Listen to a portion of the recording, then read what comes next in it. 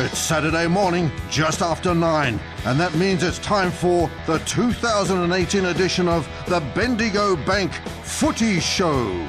In a tradition that dates back 30 years, created by the legend, the doyen and the voice of local footy, Andrew Topan Kelly, it's time to get off the bench, pull up the socks and pay attention. Because here's your host, Neil Gustafson. Good morning everybody and welcome to the RPP Footy Show, proudly brought to you once again by the Bendigo Bank. On this morning's show we'll be having special guest Gordon Bray to talk about the Wallabies game tonight against Ireland up in Sydney, and we'll also have Talia Hartskill once again joining us on the couch later in the program for the netball program. And joining us as always... You boys looked good last week. She made us look very good. Hey? Welcome Tony Blackford, how are you? It's good to be here, Neil.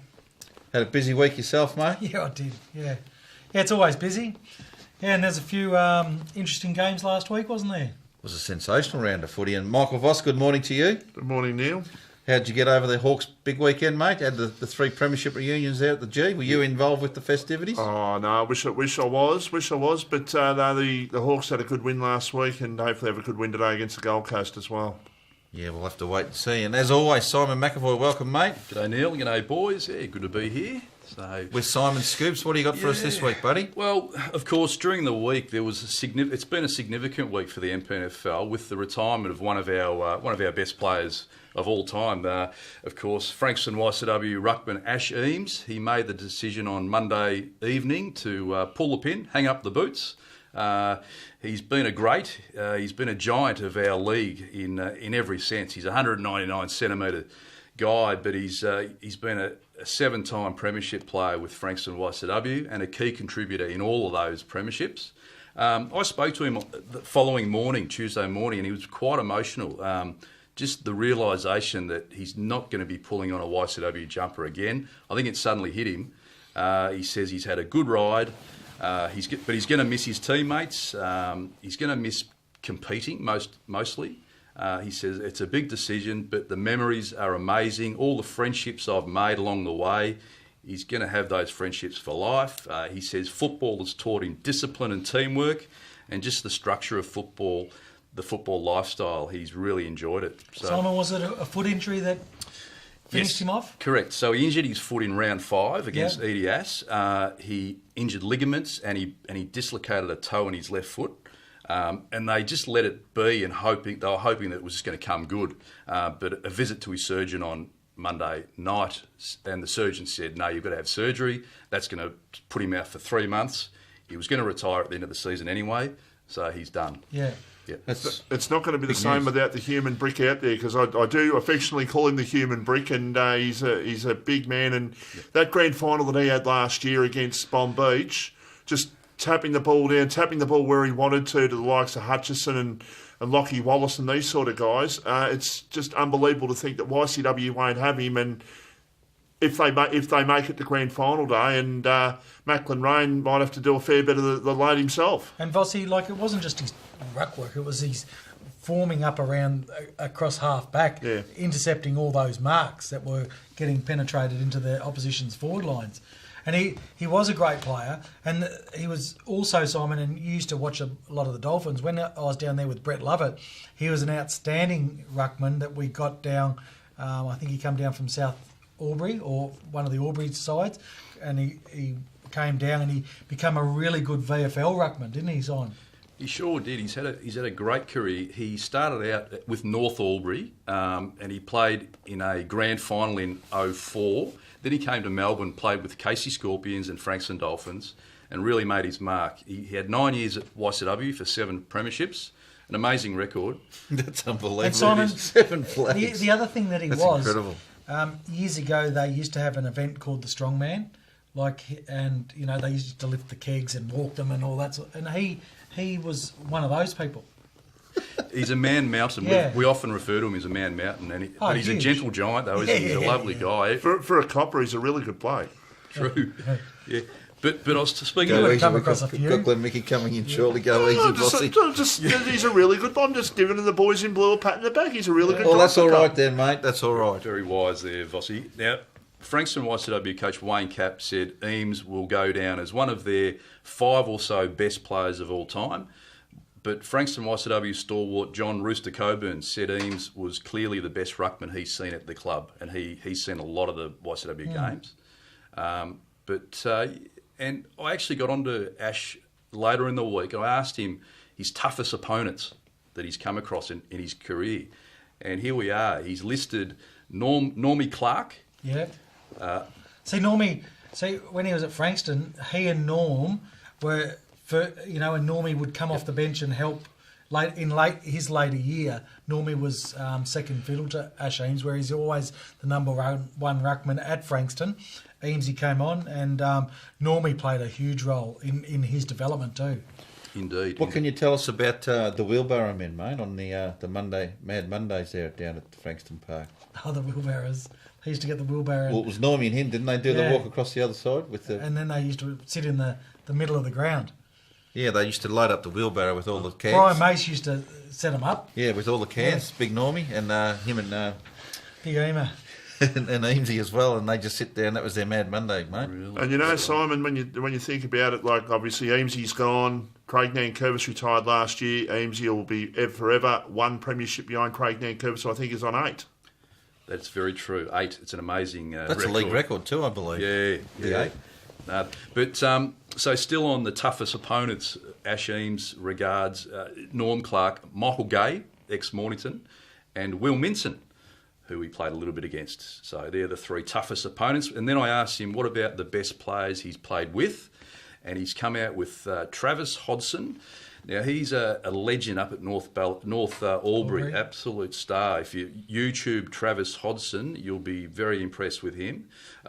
Justin Berry, Bundy and Byron Barry, and Kyle Hutchison. So that's a fair feat, because those last 3 have probably played in all of those premierships with him. Absolutely. Absolutely. Yeah, look, there's no doubt it breaks his heart. He's going to miss out on the chance to go to do the 5 flags in a row. He's not going to be on board, so it's a shame. But we salute Ash Eames. What a superstar. Will he have some sort of a role? Like, will he be on the sidelines, or will he just be sitting back, maybe having a couple of cans grand final day or in the finals? Well, the thing is, if his foot allowed him to have an input, he probably would be playing. So the answer to the question, who'd be in the crowd then? Well, I don't think know. so. Well, they've got a massive night coming up in a couple of weeks' time. They've got the 3 coaches' night from all the premierships. So down at the RSL. Yeah, I think he's just going to RSL. be a spectator. He's got a young family. He wants to spend more time with his family, which is fair enough. He's got 3 kids. I asked him if he wants to coach later on, and he said he's not sure. He's just going to spend time with the family and just enjoy life and work that out later on. So, fair enough. Yeah. And in other news this week, we've got a comeback. A star player is making a comeback. Troy Swars. He's going to pull on the boots again. He's been training with Sorrento. Of course, he finished up in the grand final last season on a high, another grand final win, but he's got itchy feet. He's been training. He reckons he's in good nick. He's looking forward to coming back, and there's another flag there. Possibly, who knows? He's 36. Apologies to Troy Swartz. I thought you were going down another track there. I thought you were going down with a comeback from last week. Sorry about that. We got something on that comeback a little bit later, I reckon. But so he might add to his 6 grand final medallions, premiership medallions. Who knows, mate? We'll have to see. But He'll he'll be a handy addition. Well. Yeah, and he'll really set him up across the half-back line. Yep. And that brings us to the other star on the TV at the moment. Apparently he's coming back for the second half. Is that true? Is that right? I haven't heard, mate. But Lee Trevey? Yeah, is that right? Currently on Channel 7. Oh, look, I would think that he would. Somewhere along the line, he'd get itchy feet, and he's obviously been away from the football environment for a long time. He's spent a lot of time with his wife. It would be a good way for an out, wouldn't it? Get out of the house rules and back onto the footy field. So, yeah, look, Sereno are looking very, very good at this halfway point of the season. Silly mate. question. Would they both start in the first, or I know they've had great careers and all that, but would they in fact start in the twos to actually do the team thing? I'd say straight in, both of them. Straight in without the any ones? hesitation. What would you, Blackers? Oh, I think that they need to play in the twos. Oh, okay. Well, there you Yeah. go. Well, they haven't done any pre-season. And they've got pretty good sort of, what's the word I'm looking for? Pretty good connection down there at the moment, the way things are going. Yeah, but, I'm not sure how they'll... But I think that they need game time because they won't be match fit. They might be fit, but they won't be match fit. What about just easing them in through the forward pocket there, Blackers? Is that something you'd Oh, in a consider, pack- mate? Or I was always big on blokes who had been out for a while. back through the Magoos? Yeah, and I think it sets a precedence for your club. And they've got enough time to come back. If they want to Oh, of play in course they finals, have. they've got 8 games to go in the season. They've got plenty of time to make that comeback and get enough games under their belt to get fit and to qualify. Yeah. Fair enough. Speaking of teams getting stronger in the second half of the season, Edithvale Aspendale, they're about to get a real boost as they charge towards the finals with star players Tim Mannix and Brett Dorr poised to return. What's happened to Brett Dorr? Is he been injured? Yep, so Brett Dorr, he's only played 2 games for the Eagles this season since coming across from Noble Park. Of course, he's played a fair bit of VFL footy, big presence, big guy. He tore his quad in his second game of the season, and then he hurt his calf when he was pushing hard for selection. But he's back, nearly ready to come back. And speaking to EDS coach Graham Yates, he says he'll make a real difference. He says he's a star player, and also Tim Mannix, fantastic league best and fairest winner. He broke his thumb in round 3. But he's recovered from that and he's ready to come back too. So. He was probably the reason going back in the finals why Edithvale got to the grand final. They were behind YCW at 3/4 time in the preliminary final. He got them over the line in the last quarter and he helped them get it over the line in the grand final as well. He had an amazing final series that year, Blackers. Yeah, he's been a great player, Tim.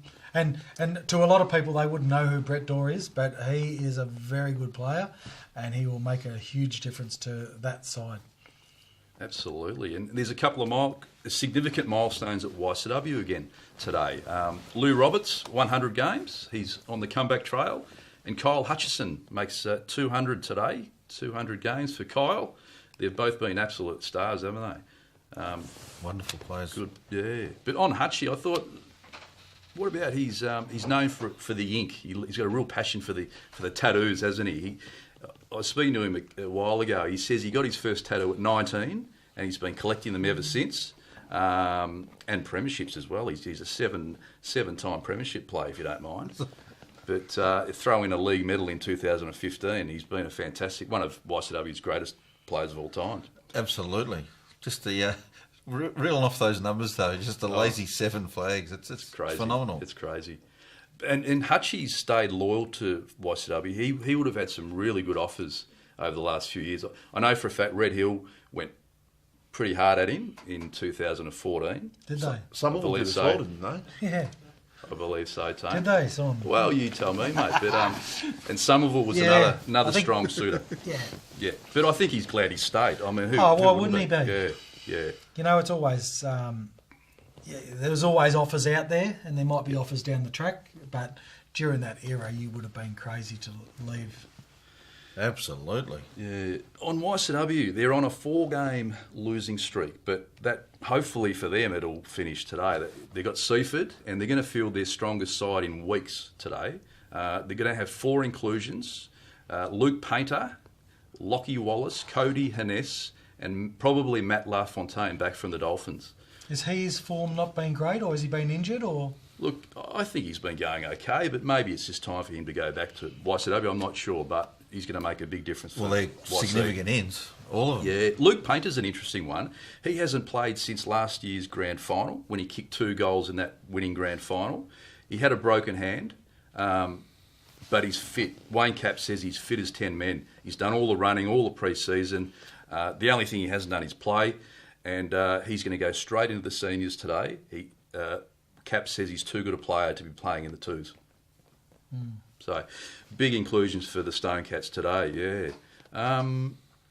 But speaking to Cap, he says they're refreshed after a week off. They needed the week off. It's given them a chance to take a breather. It's been a tough past month. They've gone over everything. They've worked on a few things. But he's not taking Seaford lightly today. He says he went and watched Seaford last week and he was impressed. He says they've got some real dangerous players with Nick Braund, Matt Herbert. They like to run and carry the footy. They slingshot it out of the back line with Rayson and Williamson in the midfield. And they're a better side than a one-win side. So they're not taking them lightly. You've nearly spent your whole week down at YC. I was just about to say, it's a comprehensive YCW report today. It's really interesting, isn't it? The Stone Cats, I mean, they're such a power, but they're in a trough, aren't they? So we're going to see how good they are. But there's been reasons for that. Yeah, of course. Yeah. Did Rayman do his homework? Michael Rayman Voss? Did he find out the last time they'd lost 4 in a row? That was your homework for the week? I reckon it was 2003.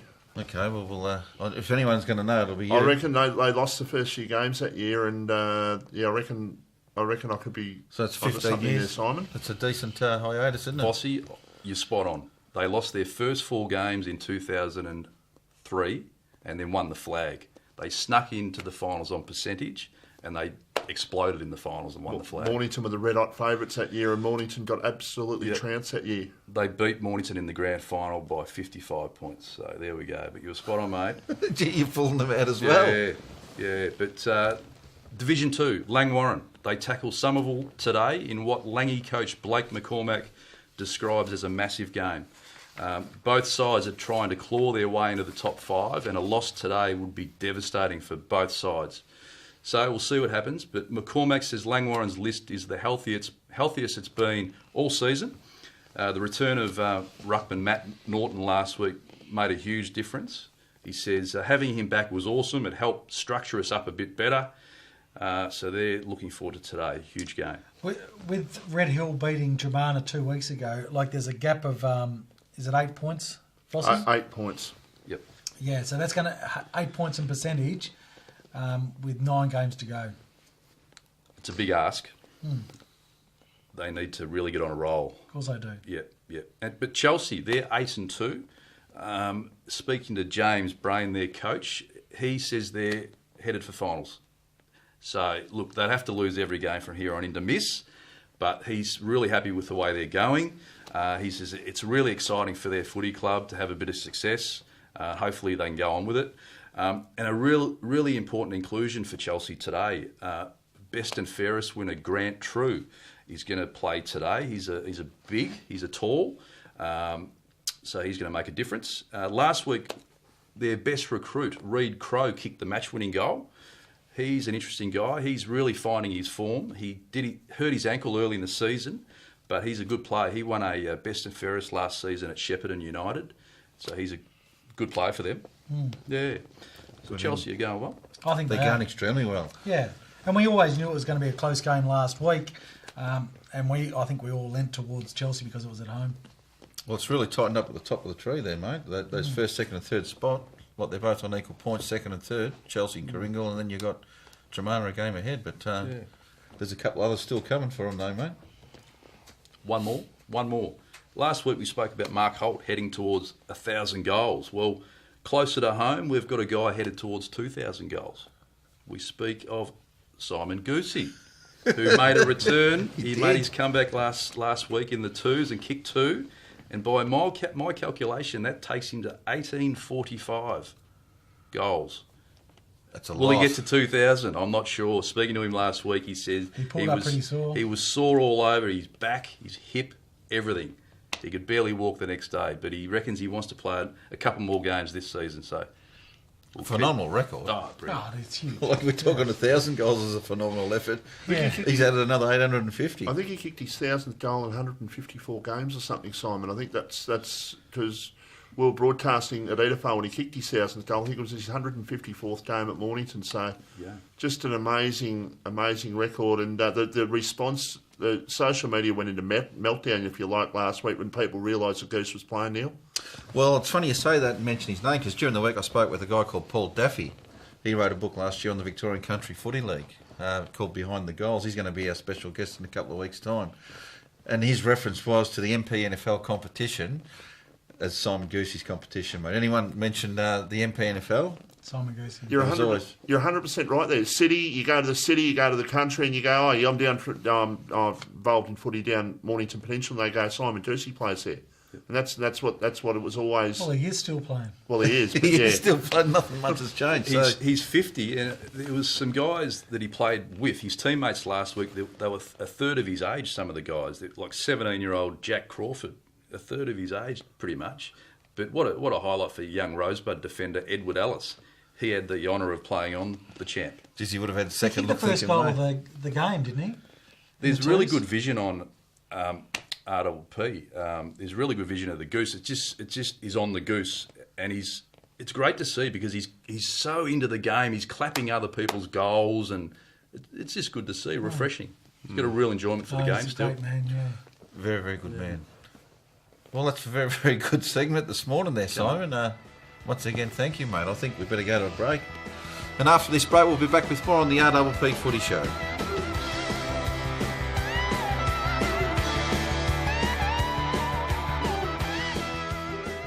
Here at Bendigo Community Bank branches, we support local footy.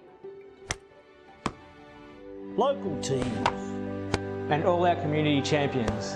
Bendigo Bank and RPP FM, bringing local footy to the community.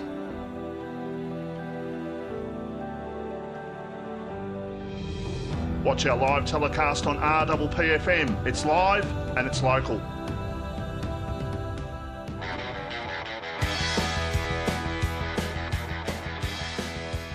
Welcome back, everybody, to the Footy Show. Once again, proudly brought to you by the Bendigo Bank. Well, our next guest has probably got one of the most distinguished voices in world sport, and he called the Wallabies Island game last week at Amy Park, and he joins us now on the line. Gordon Bray, welcome back to the Footy Show. How are you, mate? Great to be with you, Neil. Yes, really looking forward to a blockbuster showdown in Sydney. The Irish are a class outfit.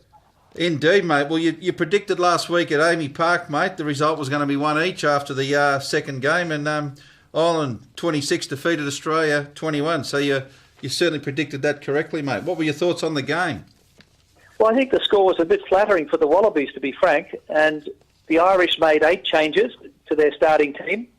So they had their frontline team in, and they addressed all those little errors, those weaknesses that they had in the first test where Australia came out firing on all cylinders and really ambushed the Irish up in Brisbane.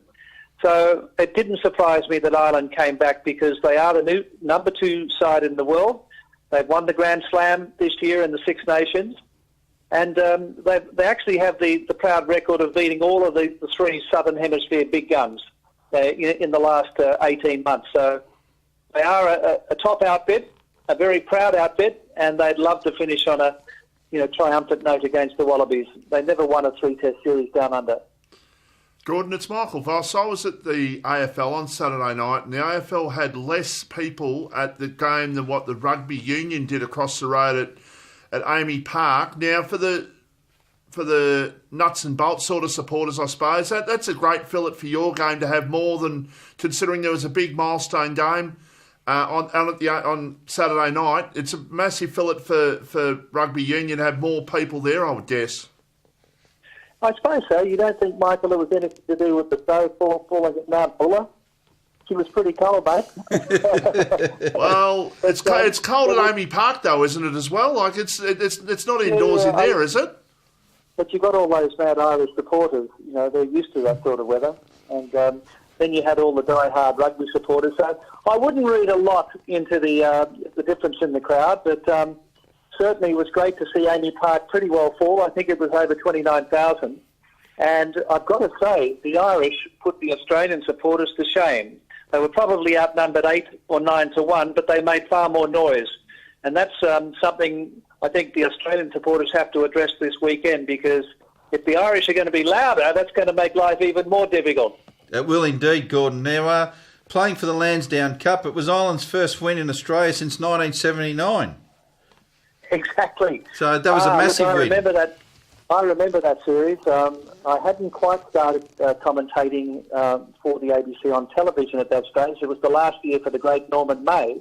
So I was actually scoring for him up in the commentary box. And Ireland ambushed us in that series. They hadn't performed that well in the Five Nations tournament, but they had a bloke called Ollie Campbell, and he was on a kicking success rate of about 24 or 25 in a row, and he's goal kicking, and he's got goals, killed the Wallabies in both games, and he kicks them something like 3 drop goals, which is quite unusual in Test rugby, and it was a great performance by the Irish. Their first win last week then in 39 years, as you say. It's a massive result, Gordon. What was your thoughts with the King hit? There was a lot of controversy after the game about poor old Will and his broken arm, mate. I didn't see the King hit. We didn't see any replays of it. Michael Checker complained about it. It was something that happened at the back of the line out, well away from the ball, and it looks as though there's been some contact with Cian Healy. He wasn't cited by the citing commissioner, so I don't know whether it's a bit of a furphy or not. I think there may have been some sort of contact, and perhaps Genia fell awkwardly on his wrist. But the bottom line is Australia's lost probably its best player, its best general anyway, and that's going to make life very difficult against Ireland on Saturday night, because he's the guy who makes all the crucial decisions and controls the tempo of the game. Yeah, very well said. I think Adam Coleman also sustained a cheekbone injury as well. So what's his progress like? Well, we're hoping he's going to be okay. He actually ran into Israel Folau, his head, and luckily there's no fracture there of the eye socket, but he's touch and go. He has to go through all the HIA concussion protocols, and hopefully he's going to be okay, because he's a ferocious competitor, the Tasmanian Tiger. Yeah, no, he's hopefully going to take his place in the side. The players have been told that they're in the starting team. That happened last night, apparently, but it's not released to the press till tomorrow. So I'm guessing that Coleman's been told he's in the team subject to passing all of the fitness protocols, and he'll be starting on Saturday.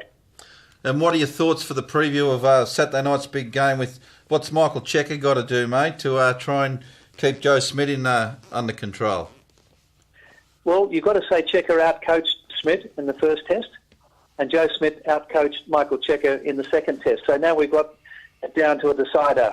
This is the grand final. The Irish have said this is going to be like a World Cup final for them, and really it's a dress rehearsal for the World Cup. It's much like a sudden death knockout game. So if you visualise this as a World Cup showdown, it's going to be one almighty clash, and it's up to the side that really wants it the most, I think. And a lot of these big games are decided by the mentality, your absolute approach to the game mentally, and how you make decisions under pressure, your composure and your clarity of thought. And that's where Ireland was so impressive in the second test. They're a very smart team. They have a great coach. Michael Checker, I think, will be out to really rattle them and upset them like they did in the first test. And Australia's got to be up very quickly defensively and be very aggressive. They've somehow got to get to Johnny Sexton a bit faster, because he's the real general behind the forward pack. And I think Australia has to kick a lot smarter too. Australia's kicking was very ordinary. There was no contestable kicks at all last week, whereas that was a real strong point in the first test. But to Ireland's credit, they put in blockers. It was very subtle, and they really didn't allow Israel Folau to get up high for the ball, because there were men standing in the way in front of the catcher. Bit of Aussie rules tactic, I suppose, but good luck to Ireland. They were very clever that way. That's typical of the astuteness and the cleverness of the Irish coach. Gordon, it's Simon McAvoy. I just wanted to sort of lighten it up a little bit. Looking back on your calling career, it's been over 40 years, and your voice is synonymous with sport, really. It's fantastic to hear your voice. But some of the funny moments, I think I was reading something about back in 1991, you guys in the commentary box used to have a ritual, used to have a rum and coke before calling, and there might have been something happen at Ballymore that day. Could you elaborate on that? Simon, you've got a very good recall, yes. It was actually John Eales' first test, and we were at Ballymore, Australia versus Wales, and the Wallabies hit the ground running. But we did have this little ritual which was instigated by Chris Hanty, the former Wallaby Pop, who we used to call Buddha. He was a large man, and he enjoyed his rum and coke. So there we were in the commentary box. It was Gary Pearce, myself, and Chris Handy. And we'd forgotten to have our little nip of rum and coke. So Chris Handy got hold of the steward in the Ballymore Club, who about 10 minutes into the game came out with a whole jug of rum and coke and then handed that to us, the commentators, in the box while the game's on. Anyway, Buddha grabbed it with glee and chug-a-lug-a-lug. He must have had at least a middy of rum and coke and had a big smile on his face. And Gary Pearce had a good swig. Then they handed it to me and I said, "No, go away. I'm trying to call the game." And at that point, the steward tripped over my microphone cord to my headphones and tipped half the rum and coke down the back of my neck while Jason Little was scoring a try. But the show must go on, so I stuck to the try. But I tell you what, I was frozen in time with all that ice. A classic story. Great story, Yeah. Gordon. But and I had no support from the two experts because they were falling over their chairs in laughter. As you'd expect. There was something further to it, though, wasn't it? Weren't you meant to board a flight that night, but you weren't allowed to board the flight because you smelt of alcohol? Was that true? I was reeking of Bundaberg rum, but it was all the stuff that had spilt all over my ABC jacket. Yeah. So, yeah, they didn't want to let me on the flight, but I said, "Look, I'll do a breath test if you like." So I had to do some fast talking there. Now, and I think, yeah. Now, one of your former colleagues in Brendan Telfer, he's our station manager down here, Gordon. He's asked me to ask you the question about the Q-Man. What's going on with the Q-Man, mate? Quade Who's Cooper. the Q-Man? The Quade Cooper. Quade Cooper. Yeah. Well, Quade's doing very nicely, actually. I think he's on about $750,000 a year to play club rugby for Souths in Brisbane.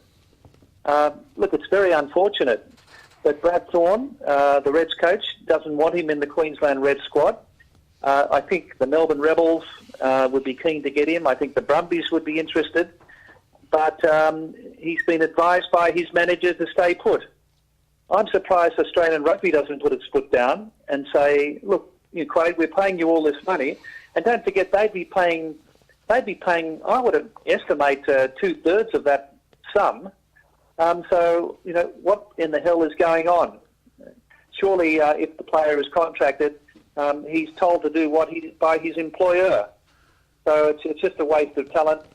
And, to me, it's a catastrophic situation when you think that money could be better spent if the guy's not going to play and, put it into grassroots rugby. Yeah, no, That'd get you 4 or 5 development officers. Yeah, no, I agree with you there. It's just very strange, isn't it? Very odd, but I suppose we've just got to soldier on. Now, what about the two skippers in Michael Hooper and Rory Best? How have you rated their performances in the series so far? Well, Rory actually was the Grand Slam skipper, but he pulled his hammy before he came out. So he's watching at home in the armchair. So that means that Peter O'Mahony is the captain. But I must say, Rory Best, they really haven't missed him because the 2 replacement hookers have done a fantastic job. But Peter O'Mahony, coming in as captain of this Irish team, has been brilliant, the number 6. He won 3 crucial turnovers last Saturday. He's very, very clever, a great general and a fantastic work rate, and he really is the man who calls all the lineouts as well. Michael Hooper was great in the first test, but he was played out of the game in the second test and really was not very effective. I questioned his decision to take a tap kick in the first half when Australia was trailing 16-14. Ireland were a man down after pulling the ball down. And instead of maybe kicking for the corner and going for the 7 points, they took a quick tap and then lost the ball in a turnover to Peter O'Mahony on the very first phase. So they look back at that video and say, what the hell were we thinking? So Michael Hooper was the captain. It was his call, and I'd say that was a critical turning point in the game. Fair enough. Well, just before you go, what's your tip for Saturday night? What can we expect, Gordon? Australia's going to have to play out of its skin. Australia's going to have to play with the same intensity that they displayed in the first test. And if they can do that, they can win this game. Ireland are at the end of a very long season, a very successful season, but they have it all to play for. And seen this Irish team against England back at Twickenham in March. I was there. I also saw them in Dublin last year when they beat Twickenham, who were going for a world record 18 games. They know how to play these pressure games, and they know how to hold onto the ball, and they're very smart from a tactical viewpoint. So that's why Australia's going to have to play out of its skin. But it's up to the forwards to get on the front foot, and they've got to do that right from the opening whistle. And I think with the support of the home crowd, if Australia does cut down those silly errors and stays focused, they can get away and take this series. Okay, well, let's hope you're correct there, mate, that they play out of their skin and get across the line up in Sydney. Well, good luck for the game. Good calling as always. And once again, we really appreciate you making the time to talk to us on the RPP Footy Show this morning. Thanks very much, guys. And, look, it's live on Channel 10, so please join us with Matthew Burke and Nathan Sharp, and it's going to be an amazing game. You've got the number 2 side in the world. I think we've slipped back to number 4 now after the loss. But it really is a World Cup rehearsal, and both teams are treating it that way. No worries, Gordon. Well, thanks very much for your time this morning. Thanks very much, Neil. All the best, mate. Good on you. Thanks, Gordon. Okay, on that note, we'll go to a break, and when we come back, we'll have more on the RPP Footy Show.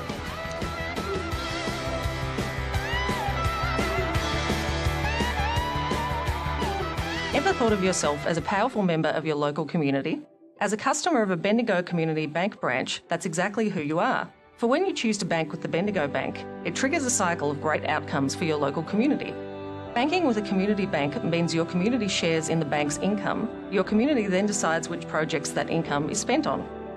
So let's make great things happen. Drop into your nearest Bendigo Community Bank branch or visit bendigobank.com.au. Welcome back to the RPP Footy Show, proudly brought to you by the Bendigo Bank. Well, it's time to welcome our netball correspondent, Talia Hartskill, back to the couch. How are you, mate? Good, Neil. How are you? Not too bad. How was last? Just the two of us. I know. Don't get... That's all right. Well, we outdid the boys last week, I think. I think you scared we'll them just off. leave the two good-looking ones here. I think you scared them off, mate. You did such a good job that they've all just run for cover since you've walked in the studio. I know. It's a bit scared. How did you pull up after Saturday? Pulled up. I won't say how. I'll just say I pulled up. So it was a big day? It was a big day. We got down to Mornington for the pub crawl, and let's just say bombshells? We left Mornington. So bombshells are plenty? Yeah, bombshells versus Mornington. 3-2-1? Which we're actually playing this weekend, so it was just a pre-game to actually tackle them on the court this week. So, what about a 3-2-1? Is it allowed to reveal initials? Look, I'd probably have to give it to myself. Let's just say one of the girls really wanted a furphy beanie from the Grand in Mornington, and you had to have 4 beers before you got that beanie, and we said... We were just staying there for about 40 minutes to an hour, so we got those 4 beers down and probably a bit quicker than we should have. So I'll... Did she get the beanie? She got the beanie. Oh, well, that's all I drank matters. the beers and she got the beanie. Well, it was a win-win. Yeah, I think so. I'm not too sure. If you asked me that Sunday morning, I would have said I definitely lost, but oh well, the beanie's there. Okay. Well, what have you got for this week in regards to games played? Did you want to go through? Yeah, I'll quickly run through. I'll just go through A grade's results from last week. We started Division 2.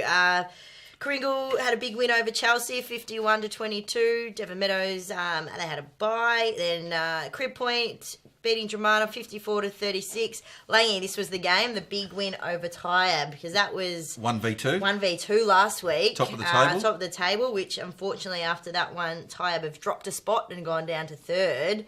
So Langy ended up beating Tyab 47-30. I might have mentioned to you last week, I think a lot of the games are a lot closer this year than they have been previous years, and that's probably one of the bigger wins of the season. So that's a 17-point win to Langwarrin, who just haven't dropped a game yet and are looking like I can't see them dropping a game at that rate. They've really surprised a lot of the netball fraternity in that they've taken everything before them in this first half, haven't they? So, I think it's a big credit to Sarah Drain. She's a little fitness freak, little pocket rocket, Sarah. So she's been down there for I think maybe couple of seasons, maybe 2 or 3, but she's brought a few along with her from other clubs. So ex-Crib Point powerhouse Amy Sleffendorfus. I think I got that right. So she is an ex-Cribby girl. That is a Keys. It is. I used to, when I did the radio, I used to get a few text messages at how I wasn't saying it right, but I think I got that one. So Amy's down there. Brooke Keeley, she's I reckon she's in netball terms probably about 8 foot. So we'll chuck her Just up give her the ball. one end and she'll slot that. So I don't know. I'm not sure if she's playing defence or goals, but she's come along, I think, from a season at Mount Eliza a couple of years. Had the greatest injury of all time to netballers. She was up the duff, so she had the pregnancy. So a season off there and back playing at... I wasn't sure where that was going for a minute. And they got young girl Emily Bennett from Coringal, and the girl I went to school with, Sarah Anderson. She's one of those... what's the fitness that they all get into and they just lift and... the big powerhouse sport. What's it called? Sorry, mate. Yours truly. It's not our forte, but anyway, as far away from that as possible. Sarah is Tough Mudder, is it, or something like that? No, I'll get it. It'll come to me. But CrossFit, that's it. Okay. She's a CrossFit freak, so she is playing a bit of netball. So I think they're just running up and down. That even sounds too hard. Just the word, mate. Makes CrossFit. me cross, and I'm not fit. That's both of us, my friend. But yeah, so they've recruited really well. So I can see easily why they're where they are, Langwarren. So good for them, I guess. And then we Pearcedale and Hastings. I've got to check that. I feel like Pearcedale either pulled the team for the week, but a forfeit, obviously. A forfeit, maybe. I'm not too sure why. I'll find that out for next week. But yeah, that rounds out the Division 2. Well, did you want to go through the ladder of Division 2 while we're on them, just for all our listeners? Of course. So, as you said, with Langwarren just taking everything before them, sitting there on top. Yeah, as I said, undefeated. Then Crib Point getting the win last week over Dramana sees them go up to second with Tyab dropping that spot. And then Coringal, which is, I think they might be the sleeper there as well, Coringal. They've got Jess Whitford. I think she's been in the studio a few times on a Saturday in the past. So she is taken over down there and got her, I think, her daughter playing down there, Claudia, who is also a Melbourne football player too. So another cross-sport girl. So well, they're one of the clubs we mentioned last week, Taylor, has traditionally been strong. Yeah.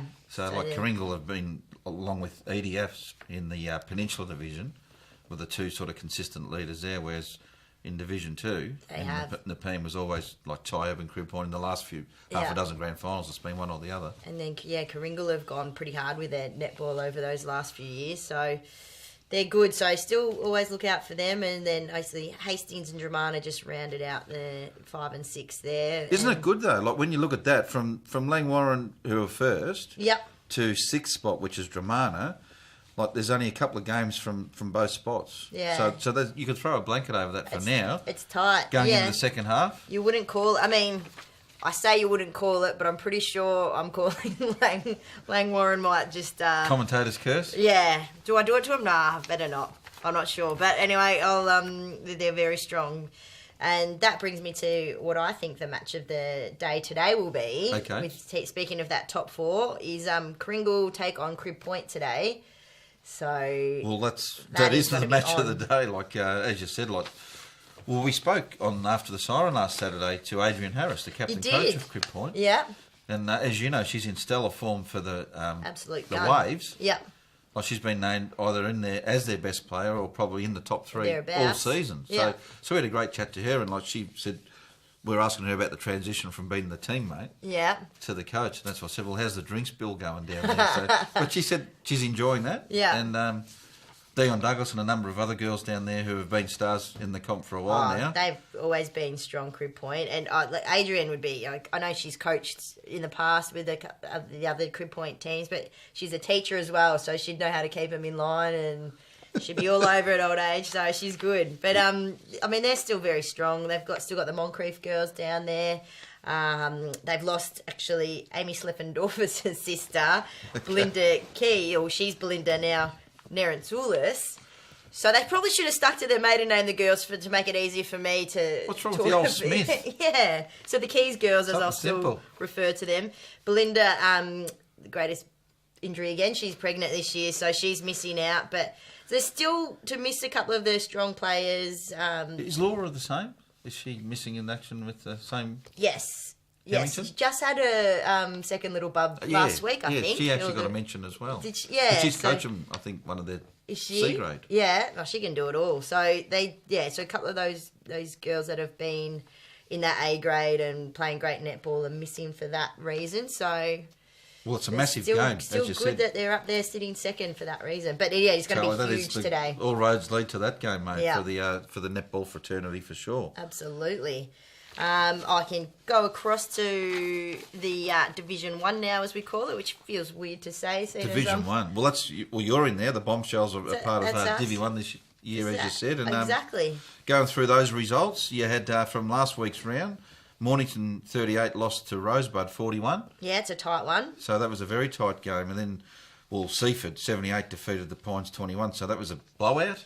Yeah, that is probably the biggest scoreline I've seen across the board for this year so far. There might have been bigger ones, but that one stood out to me after last weekend. That is a big win. And then Edie Asp 43 defeated Bomb Beach 30. So as you'd expect them to get the chocolates there. And then we had the Bombshells upsetting Mount Eliza 49 to 33 the week before, even though you had the bye last week. Yeah, so that was the standalone game with the Queen's birthday weekend. So I think I did mention that last Saturday morning that our girls have got their second win in the A grade, so they are pretty happy, which, hopefully, as I said, that gets them to tick along and get a couple more. A bigger second half, you think? Hopefully. Might be in store. A good team. They're always thereabouts with some of these games, but we always have girls away or here, there, or injured, so... Just can't quite put it right on the day. Exactly. It'll be right on the night, mate. It's always right on the night, that's for sure. And then in the final game, Sorrento, which has been the big surprise this year, the Mover and Shaker, 43 defeated YCW, who have always been consistent in the netball fraternity. So YC have always been strong in the A grade, and this year they've... they're sitting at 6 after this weekend, or last weekend, I should say. So they're still a very strong team, but they just probably haven't got the cattle that they've had maybe in the past to be there, or just the change of teams. I'm not sure, but Seaford for mine are obviously sitting on top. They're going to the ladder. The undefeated. So they're on top, as you said, and undefeated. So with Eddie Asp in second spot. Followed by Sorrento, as we just mentioned. Mornington have just poked their head in there to fourth spot, on equal with fifth spot Rosebud. They're on equal points. They are, and they said last weekend's game that was Mornington, obviously, versus Rosebud was the match of the round, pretty much, with them fighting out for that top 4 spot to get in there. Didn't change the ladder, but Rosebud's still winning that one. They've won 4 of their last 5 games, and the only loss they've had was to Seaford, who obviously no one's lost to yet. So they're certainly looking like the team to beat, as you said, like with Glen Warren. So we've got them both sitting on top, doing very well there in both divisions. Absolutely. We go to YC in 6th spot, a couple of games behind Rosebud, and then we've got the Bombshells. Yep. They were still coming as well. Yep, better than being 10th. We'll take 7th over 10th. So, and then Mount Eliza and I think Bomb Beach all on the same points. And then we've got Pines with the 1 win only so far. Yeah, and they're not a bad team. I'm pretty sure. I think they might have even knocked us off from memory, Pines. I'll have to check that. But I was looking at even a couple of the scorelines. As we always know, Eddie Asp, massive team, always won the last 5 premierships. So and Bomb Beach sitting second last, and they only went down 13 goals, which is not a lot in netball, really. You can come back from that in a quarter. Well, it's a gallant effort, isn't it? Yeah, I think so. So I was really impressed by Bonnie's efforts there. So well done, girls. But yeah, and then this today is going to be... There wasn't really any big standout games for me happening today. So I've been probably a bit selfish and looked after my own girls. And what's wrong with that? Well, I've got to. This is only my 2nd week in, and I've got to look after. You've got to warm yourself back onto the couch, mate, and...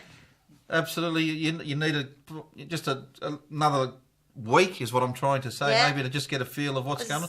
Any news off court? Of course. Have you got any scoops yet, or are you still just making contact with each club and they're playing their cards close to their chest? Yeah, I'm still just making sure. Obviously, having last week off, I used to be pretty good at when I was playing. Still playing, but off court, I'd make sure I went up and said hello to everyone, got my face in their face, so they knew that when it came to time to give the phone call. so what's happening? You want to come on the couch or come on the radio and all of that? That they go, oh, yeah, Tal, she's a good chick. Well, she's always nice and says hello, so I've got to get back on that. I've got to be back nice to the girls. Maybe a couple of bottles of champagne down to the courts. More furfies, mate. Yeah, more furfies. More furfies. Bring the beanie even. More furfies, more But beanies. I'll get around the girls and maybe, so we'll maybe get a couple on the couch and get some inside scoops. Maybe for next week. Yep. Want to do it? And the track of the week. Track of the week. Vossy's Vossy just style? Vossy said he was a bit tired tonight off air, so I said I need to get him something with a few tunes get him up and about. So said I think all the young girls like a little bit of Five Sauce. You know their proper name. 5 Seconds of Summer. Yep, I think I called them 5 Seeds of Summer. So you're Doesn't matter. well. It doesn't matter. And what's the track? So we're going to do Young Blood, Vossy. I reckon that'll get you out of the chair. All right, A bit so of a dance. we'll hopefully might be able to find that for after the siren later today. I think the netball girls will be very, very happy with the boys if that happens. So Or get around it. Are you at home this week? we are playing at home this Saturday. Oh, today, sorry. So against Mornington, so it'll be good. I think as we said, Mornington are coming into a bit of I guess form in the A grade, but our girls coming off a win, tails up. So that was my match of the round. Because the reason I asked that is that you'd be on 5 if it was at Mornington, but it'll be on 11.2, won't it, when that song comes on. Being at home down there at the Greg Beck Oval. We do get the Makita music blarer out down at the court. The old Ghetto Blaster. We'll tune in and we could be on here. Watch this space. All right, Talia. You call me Hartskill. Yeah. Thank you for coming in once again. You're No doing worries. a terrific job. Try. Welcome back to the couch for the second week. We look forward to seeing what you've got to bring to the table on next week's program. So Sounds good. Thank you for joining us. And on that note, we'll go to another break. You're watching and listening to the RPP Footy Show. We're streamed live on YouTube, and you can tune in on the radio on 98.7 RPP FM, as we are the voice of the peninsula. Hi, I'm Mason Lockett, back with the Under-19's weekly report. Let's get straight into it. Looking back at last week, we had the round 1 rematches, and they pretty much went exactly the same as last time. So first off, we had Mornington 98 versus Rosebud 43. With Mornington getting over the top of Rosebud in the first round, and with the way both teams have been travelling, it was pretty clear Mornington were going to get over the top once again. Next up, we had Edie Asp 84 versus Bomb Beach 45. And just like round 1, Edie Asp ran out the day again. Both teams put up a great fight, but Edie Asp were in the end much better than us and were able to run out the full 4 quarters instead of us just running out of gas in the last. Next up, we had Seaford 51 versus Pines 63. If we look back at round 1, Pines beat Seaford pretty easily, but as you can tell by the scores this week, Seaford actually have improved quite a lot. As usual, they put up a hard fight, but couldn't get over the line in the end, and Pines, with the momentum they've been gaining, have been going pretty strong for the past couple of rounds and were able to just put Seaford down and continue out coming on top. Now let's take a look into this week. First up, we have Bomb Beach versus Rosebud. Bomb Beach should be looking to get up this game with the way Rosebud have been travelling in the past, but then again, we've always got room for an upset during the week, so let's see if Rosebud has what it takes to come out on top. Next up, we have Frankston Bombers versus Mornington. This is probably one of the bigger games this week, like seeing how both teams have been going in the past. Mornington coming off a few good wins, as well as Frankston have been continually getting better over the past weeks. Although Frankston have had a week off, so there is that to consider. They could either be well rested or they could be a little bit rusty. We don't know. We'll see how Mornington come out in the day and take that. Next up, we have Frankston YCW versus Seaford. Seaford are the clear underdogs of this matchup, with Frankston YCW being the team they always are every week, coming out strong. But as you can see from last week, Seaford have actually put up a good fight against one of the top sides, Pines. So let's see how they go against Frankston YCW this week. They could have what it takes. Next up, we have Pines versus EDF. This is another big game we have here, with Pines gaining good momentum. Let's see if they have what it takes to knock off the second on the ladder.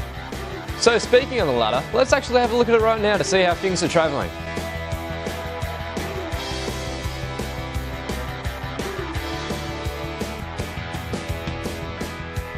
That's it from me on the Under-19s report this week. Be sure to get down Saturday 10 a.m. to support your team's next generation.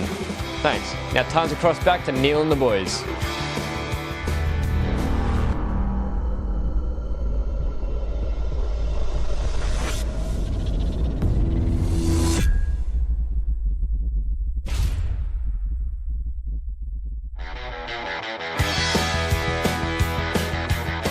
Okay, welcome back to the RPP Footy Show, once again proudly brought to you by the Bendigo Bank.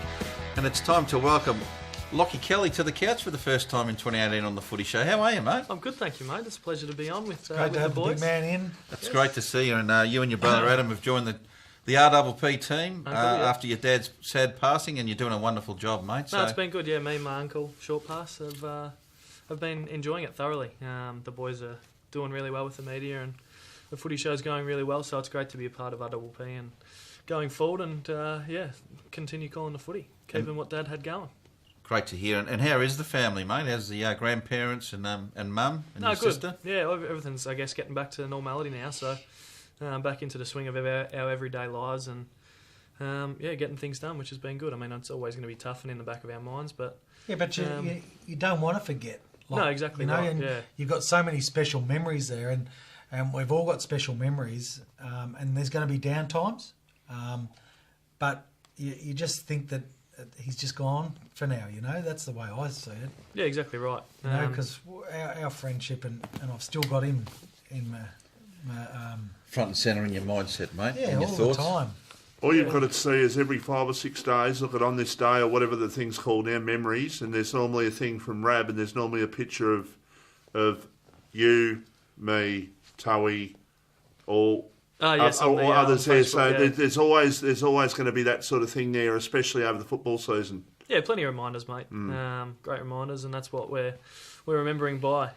You don't regret that he's passed and that he's gone, but we remember what we had with him and that's the right. great memories that were made. Great special times and plenty of laughs. It's great to be to be here and calling the game, mate. I think it's special that you are doing that, and the first time that I tuned in and to hear you doing that and calling so well, it was great. The Sorrento YC game, it was congratulations. It was a great effort with you and Adam and Vossi, also RPP's Vossi. That was a great call down there at Sorrento a couple of weeks ago. The Mayor of Mornington, we're running with now on Neil. I think that suits Michael Voss quite well. The Mayor of Mornington, everyone that's tuning in. We've got Mayor of Mornington is Michael Voss. We've got an absolute cracker today, Locke. I think we do. I think we do have an absolute cracker today. I think it might be the contender against YC for the grand final, the winner out of this game. I mean, EDS there as well, but... I think I love what Edith Vale have got, and Tim Mannix and Brett Dorr will be great inclusions when they're right. Yeah, great announcement there by Smack. It was interesting to hear that those boys will be back. And you guys at Manaliza today? Yeah, we're at Manaliza to do the Manaliza. Yeah, the RPP FM game. Match of the day. Manaliza hosts Sorrento. Round 2, Lock. Manaliza went down to Sorrento by 6 points, and they were in that game all day. Probably not playing their best footy at that time either, Manaliza. Always tough.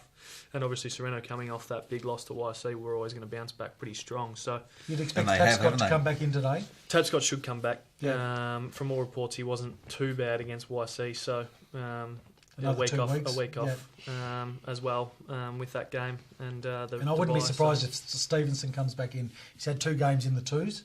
Played some good footy as well. He played well against YC from what I saw in that last. Well, he was runner-up in their best and fairest last year. Was we're definitely their best tagger. Went to all the best players in that comp last year. Forwards, didn't he? Yeah. Tagged Sam Fox out of the game. Just players like that. So yeah, pretty handy play to come back in. They're looking very ominous, mate, going into the second half, aren't they? With the news this morning with Simon saying with Troy Schwartz. Troy Schwartz is coming back on the back of Lee Treby as well. It had a pretty sound back line. Yeah. So they haven't done much wrong since round 1, mate, have they? No, God no. And look, I think we had Paddy Swain in a couple of weeks ago, and there's a lot of sides that have won close games. Sorrento know how to win, and they've won all their close games. Their loss was to Frankston. Other loss was to Frankston by 10 points. So aside from that 75-point loss, whatever it was, round 1. They've been beaten once by 10 points. They've won a couple of close games in saying that, but the good sides win those plackers. Well, that's what I'm saying. They've won so many games on end that they're close games they've been able to get the points. You'd back them in, I reckon, 6 out of 10 times for 100%. a close finish. Well, I remember the grand finals were even less than a kick. Like I think 2 or 3. Hastings, Dramana. They were both less than a goal. So. Yeah, both Hastings and Dramana both had opportunities to beat them. So, no, they do play those close games well and are very good under pressure. So, as you said, they've had some very close games this year and have done well to win those games. And I mean, the good sides do win those games. So who's your tip today, buddy? I think Mount Eliza might get the job done at Mount Eliza. I think they're playing really good footy and in some good form. So I think they might get the job done. There's a little guy from Mount Eliza, and he's an Indigenous boy. Is the one that went back to Alice Springs, so he won't play today. Is he? I'm not too sure. Is that the guy that Simon alluded to last week? He was working out his future because he wants a shot at the AFL. I think so. And they're going to, I can't think of what his name is. Eliza. But I don't think he'll play today, Locke. But as a Mount Eliza supporter, you look at them at the start of the year, they had a few outs, big name players, but weren't able to perform in the big games. And what they've gone with is their youth and their young local talent. And those young kids haven't let them down. They've got really good players at both ends of the ground. They've got Sam Gill and Doherty at one end and Moncrief up the other end. And young Jimmy Freeman's doing really well. He's come back from Casey this year after a couple years at Casey and he's kicking a lot of goals forward. Yeah, so they've two-pronged attack. Really, really hard play to match up. He's quite tall but quite quick and agile. So yeah, he's causing a bit of ruckus down there as well. So I expected pre-season wise, I thought they were going to have quite a struggle this year, but watched them in a practice match against Dramana and saw a complete different side. So a lot of credit needs to go to Troy Shannon, the coach, who he's really stood firm. And talking to Troy early on in the year, like what you've got blokes that buy in and embrace what he's doing, and they've all come on board as one. Well, look at their record, like in the reserves and the under-19s. That's second to none, and it has been for a number of seasons. Yeah, so you'd know as a father of a couple of juniors down there, their junior program's absolutely ridiculously strong. Them and Langwarren have got huge amount of numbers and numbers. And what happens, guys, is that like my boys in under 13s, last year they had 3 under 12s. This year they got 2 under 13s. So they've pushed them, and look, they got I think 25 or 26. So there's always 6 on the bench in Marlon's side. So it means that those 2 sides in time will be one side. Yeah. And speaking of Marlon, was it a happy 13th birthday? Yeah. Was it last week? Yeah, it was. Yeah. Well, there you go, Marlon. Happy 13th birthday, mate. Yeah, it goes pretty quick. Fellow Tiger, yes. That's a great story. But the Magpies are doing all right too, like. The Pie Boys are up and about. That's a great story. The Blackford family's grand final day last year. Do you want to share that with us? Well, I could only get 2 tickets. Is that what you're talking about? Yeah, it's a fantastic story. Yeah, I could get 2 tickets to the grand final last year, and we're all Richmond supporters. So Little Hunter and Marlon had to flip a coin to see who would be able to choose. So Little Hunter chose, right? He chose, and so what I organised is I said that, boys, what I'll do is I'll take one of yous in for the first half, and I'll take one into the second half. So what I did is I had 1 ticket for myself, so I watched the whole lot. Hunter won, and he chose to go the first half. So we watched the pre-game entertainment and all that, and at half time I came out and we got 2 pass outs.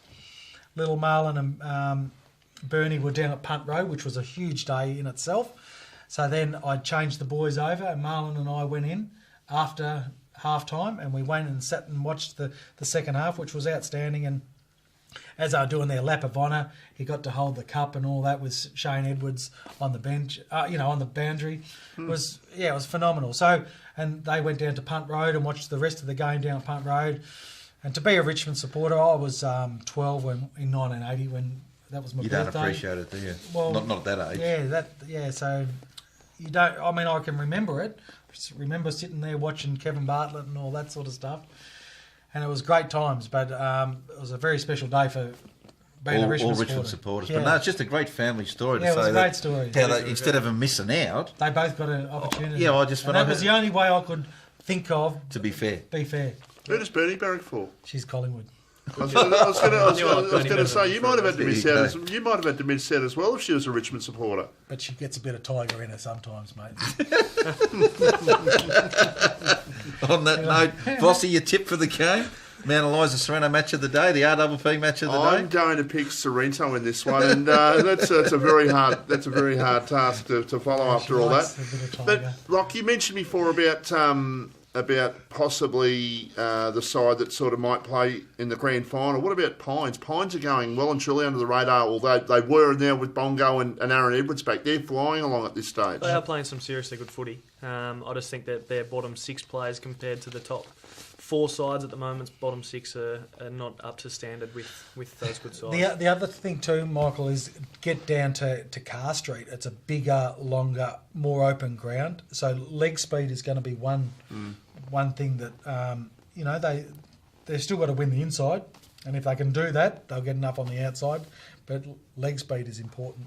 And you look at the defences of those top 4 sides, and that's another big. Better. That's another big game.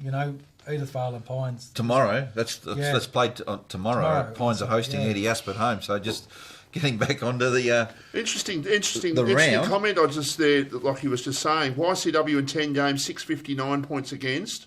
Pines 691, Edith Vale 688, Mount Eliza 692, Sorrento 675. So they're all sort of pretty close in terms of their defence. Yes, yeah, it's pretty even. Yeah, very even. And that game tomorrow. Will we go to that now, or? Well, why not? Why not? Because that you talk about Mount Eliza and Sorrento being a great game. Well, I look at that game and I think, wow, that's a really good game. Well, it's third versus fourth, so first versus second, third versus fourth. Yeah, so like you can throw a blanket from Sorrento's on top on 32, Mount Eliza are second on 28, Eddie Asper also on 28, then Pines in fourth spot on 24, followed by YC 24.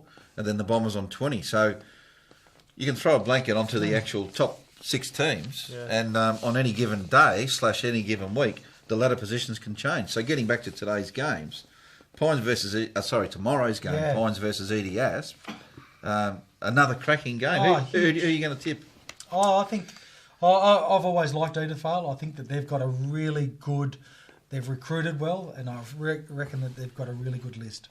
Okay, so I think that even though Pines are playing outstanding football, everyone's up and going. And last week they had a really good day for Steve Nichols and for the Fine M&D for the Freeze. Yeah, so Steve he kicked over 1,000 goals as I don't know if you know much about Cowboy. 22 goals in one game he kicked one day. Yeah, he was outstanding. That's a lazy day out, mate. Yeah, big Cowboy, and he's unfortunately got the illness that Neil Danaher's got. So that did well last week, Pines, to have that day for him. Yeah, indeed. So who you picking, Lock? I'm going to go with Eddie Asp, mate. I think Black has touched on their pace. The pace against Pines' favour. I think Eddie Asp's youth might just run over the top of Pines. Okay, Bossy? I'm going to go with Pines. Yeah. Okay. That's okay. We'll move on. Did we finalise the Mount Eliza Sorrento tips? What was your tip? My tip was Sorrento. Okay. Yeah, I think Sorrento in a real close one. I think Mount Eliza might get the job done. Okay, so there's the 2 big games of the round. The third match, Bomb Beach will be hosting Rosebud. This is a very interesting tussle for the teams that aren't really, they're only mediocre. Yeah, that's right. Looking to improve and finish on a good note. Bomb Beach, their last month hasn't been great either. No. McDonald's really hurt them. Yeah, but I think what they did last week, they were right in that contest against Edith Vale. Very gallant. Day. Yeah, they were. And I think that really would help them. I think poor kicking probably kept them in the game longer too. Rosebud lost Greg Bentley after half time last week, which really hurt them. Greg's been in outstanding form, and I think if Greg doesn't play, I think Bomb Beach at home will win. You talk about another outstanding ambassador. You've just mentioned him, Greg. What a great servant he's been, not only for Rosebud but the local footy competition. Coming back from Carlton and Port Adelaide. Yeah, absolutely. We're pretty fortunate with those AFL players. And he's a very humble fella too. Yeah, really good. Yeah, the word out of Rosebud camp is that he's an absolute ripping fella. Yeah. So that was an interesting result there. But talking about last week's game with Bomb Beach and EDS, EDS did kick 21 behinds. Yeah. Like it's when you're saying it's an 8-point ball game. No, I didn't. Yeah, I didn't. No, I'm saying they were gallant, yeah. but their poor kicking obviously Their kept effort them in was the obviously game. there. Their effort was obviously there for the fight last week. Yeah, but that's what you want. That's And what you sometimes, as a coach, you know you're up against it, and the opposition have probably got a better list on the day. But if you got effort, and the boys have given effort, then you can't ask for any more. Correct. So who's your tip then? Is it Bomb Beach at Bomb home? Beach. Over Rosebud? Vossi? Comfortably. Well, Bomb no, Beach? actually comfortably. 4 or 5 goals. That's comfortable enough. Pretty good at putting them on sides, aren't you? No, I think they'll win. I think they'll win, Locke. I think they will. No, I'm with you. I think Bomb Beach will win quite comfortably. From what I saw last week of Rosebud, was very average, and without Greg Bentley, it'll be even more average. So, Okay. They couldn't get the ball in their forward line last week in that second half. They didn't kick a goal after half time. No, it was an ordinary effort. Moving to the next game of the round, the Bombers host Mornington. This should be well, this is a must-win game for Bowes Mob. The Bombers, isn't it? Like It has to. If they want to stay in contention, because I think that YC will get onto that game, but Frankston Bombers need to win. Yep. And I think one of the sides that's going to be better in the second half than they were in the first half is Mornington. that's for sure. They're starting to get players back from injury. Their list is getting stronger, and I think that the way that they played in that second half last week was really good. It was impressive. You look at their scoreline, 11-22. That game could have been a lot worse than what it was. I think they kicked 6-15 or something like that, Bossy, in that last half of football. Could have been 22-11, arguably, couldn't it? Yeah. And that would have been it was tough conditions. It was tough conditions. Tough The wind was conditions, swirling. Michael. And, that would have been a 100-point result if that was the case. Calder could have easily kicked 10. He's a very hard man to go up against.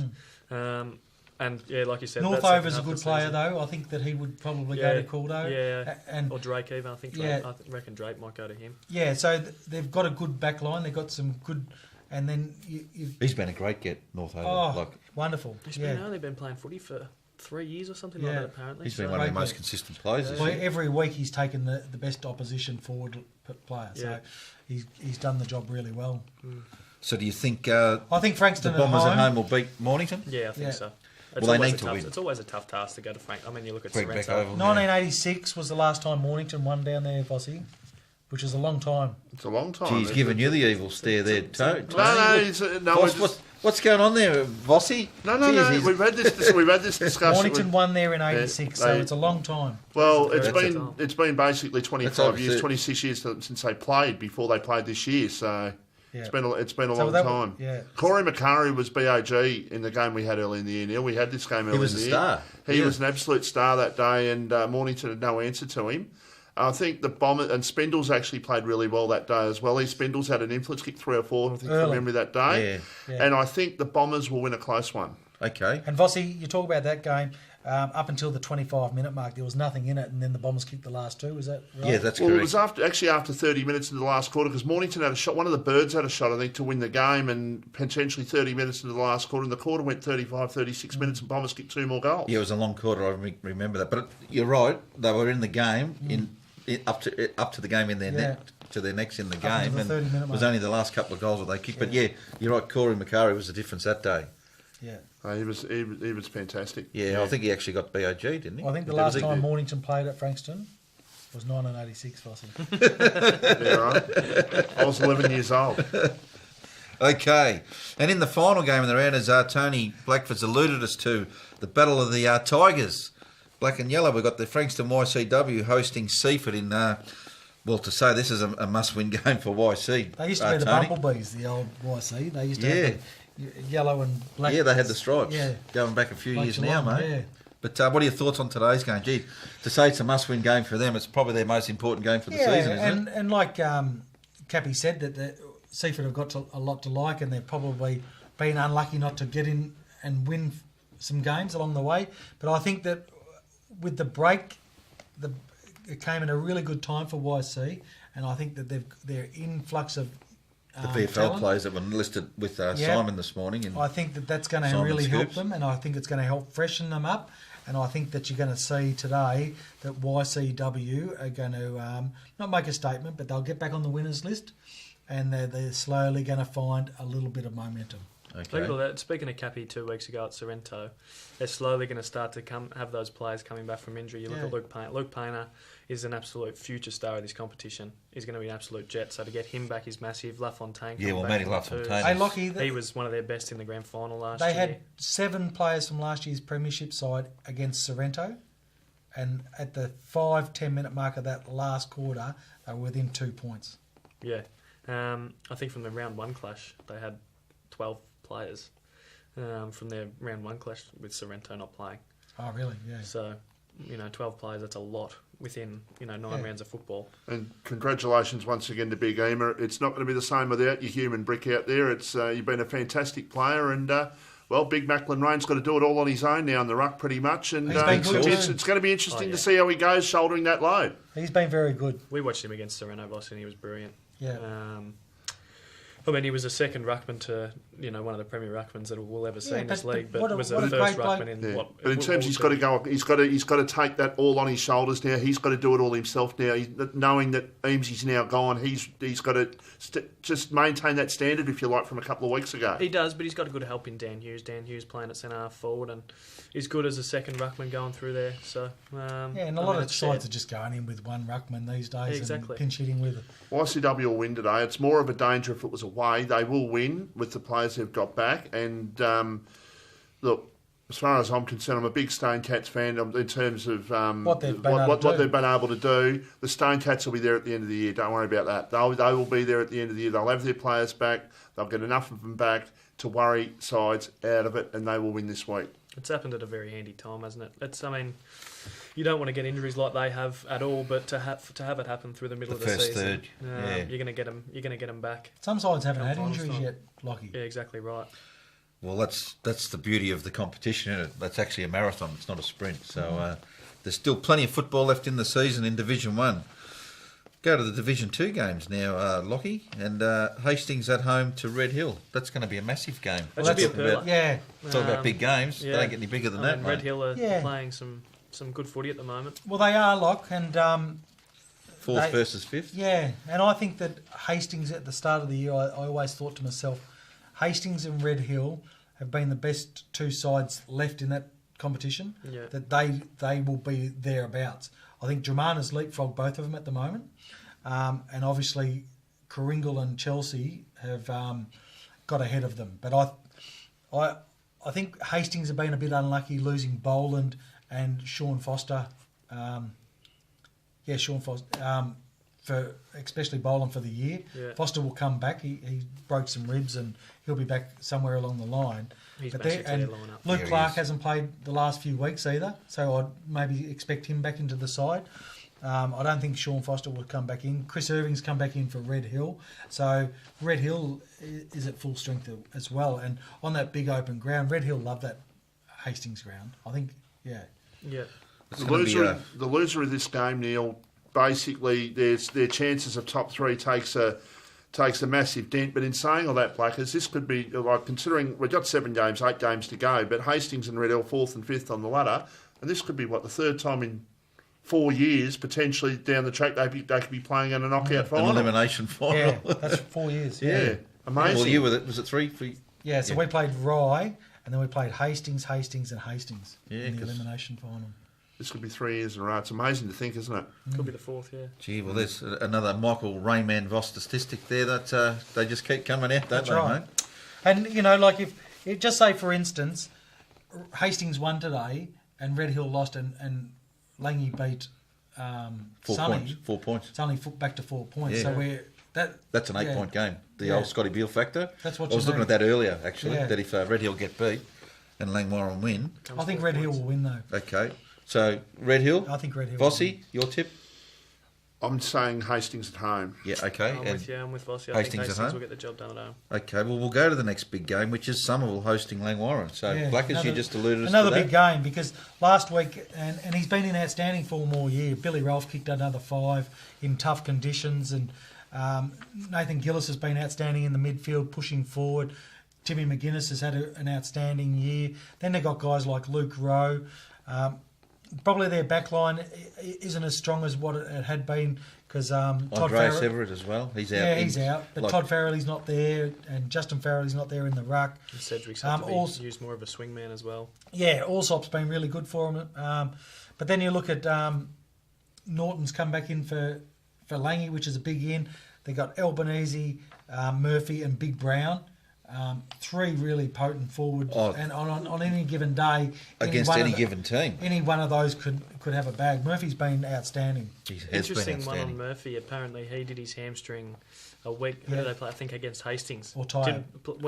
Hastings and a week before Tyre. Was told a lot of the Langy club were told that he'd missed 2 to 3. So I was interested to see that he played against Tyre last week and kicked 6. 6, yes. He's a physiotherapist, So he must have spent the whole time. He must have a chamber, in rehab. Chamber. Yeah. In rehab. Yeah, I don't know. Fraser Brown style. But he got himself up. He presented well. He kicked 6. It was a tough conditions last week, and I think that the way Langwarrin went about it against Tyab, it could have easily been a scrap, couldn't it? It was a big win. They kicked 20 goals 8, so it was good kicking as well, straight kicking. Yeah. So, I'm going to go for Langy in a real close one. I'm going to stick with Blake and Joshy Beard. I think it's an important game for them. And if they lose today, I think it's a long way back. Their season's over. Yeah, it's a long way back. I can agree with that. I think some of them might get the job done at Somerville. Yeah. The footy I saw them play up and about at Rye a couple of weeks back.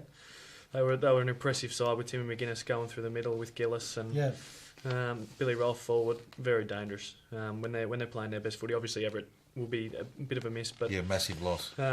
When they're playing some really good footy, they're a hard side to beat. Yeah, and they don't usually lose. They've lost a few. They've lost to Devon Meadows. They've lost to Red Hill. They've lost a few at home today, this year. Michael? Langy in a close one. Okay, done. All right, we'll move on to Rye hosting Pearsdale. So you were just down there a couple of weeks ago, which was an unbelievable last quarter. Yeah, it was. Yeah. That game you just alluded us to, where we'll listen to 1M Voss. The game was all about. Was it all over at quarter time or half time? No, it was over at 7 minutes in the last quarter, and Rye were 28 points in front, 3 men down. It was all over then. But without Nathan Dillis that last quarter, you mentioned Tim McGuinness. Without Nathan Dillis that last quarter, they wouldn't have won that game. Yeah, I think there was Nathan Gillis was brilliant. He got our best on that day for that reason. But I think there was a couple performers. I think Tim McGuinness at the start of the day wouldn't have had them in the game if it wasn't for him with Rolfe. And then for probably about 40 minutes he dropped off the pace, and then all of a sudden that last quarter, probably third quarter, he just went right out of it. Last quarter he just motored back into it. He did. He went missing, but he came right back, like you said, kicked the goal to get him in front. Tommy Baker didn't play last week for Rye. Yeah, I mean Devon, that's a tough win and a tough loss to swallow if you're Rye. Off the back of playing some pretty good footy. They had been playing good footy. They were 4-2. Yeah. And now I think they've lost 4 in a row, so they're 4-6. Is that right? Yeah. Round 10. And speaking of Rye, a cheerio to the president, Mick O'Rourke, who's a big crook again, is he? Well, he's just getting over his knee surgery, but he apparently golden staff after the operation, and a couple of week injuries has turned into. I think he's the longest serving president. In Division 2, isn't he? Yeah. I'll stand to be corrected. Oh, he probably would be, mate. Mick O'Rourke, he is the Rye Football Club. So, he and Scotty Beale. Cheerio to you, Mickey. Good luck in your recovery, and as we said, you've had a torrid time. Get well soon, mate. And they've got a massive function coming up in a couple of weeks too. Hopefully, we'll get Scotty Beale or even Mick in to promote their business lunch coming up. Gee, it comes around quick. Just on that, a couple of weeks ago we saw Brady Egan get injured.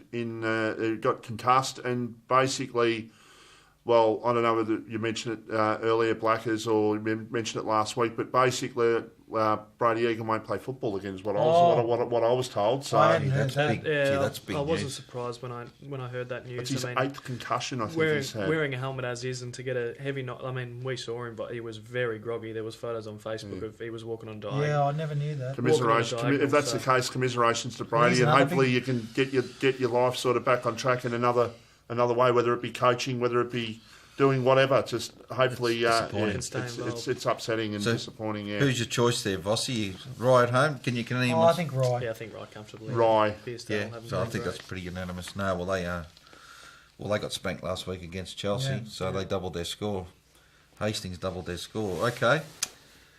That brings us to Tyab hosting Dramana. So it's not going to get any easy for the poor old Yabbies, mate. No, Not and today, anyway. They've been playing really good football at home, and they beat Devon Meadows there a couple of weeks ago. But I just think that ground will really suit Dramana, and Dramana's got too much up forward. Holmes has been in outstanding form. Wheeler out on that wing or in the midfield. Quigley's been really good as well. Johnson's, Gertz, and then Ethan Johnson. I mean, you look at their twos players last weekend with Rory Gregg playing through the twos. He got dropped. Dan Gertz coming back from a knee injury. Adam Hunter playing through the twos. Adam Hunsey, is he? Yeah.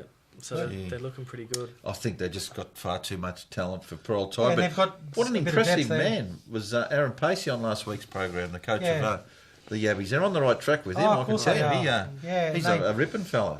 They're going to get another win soon.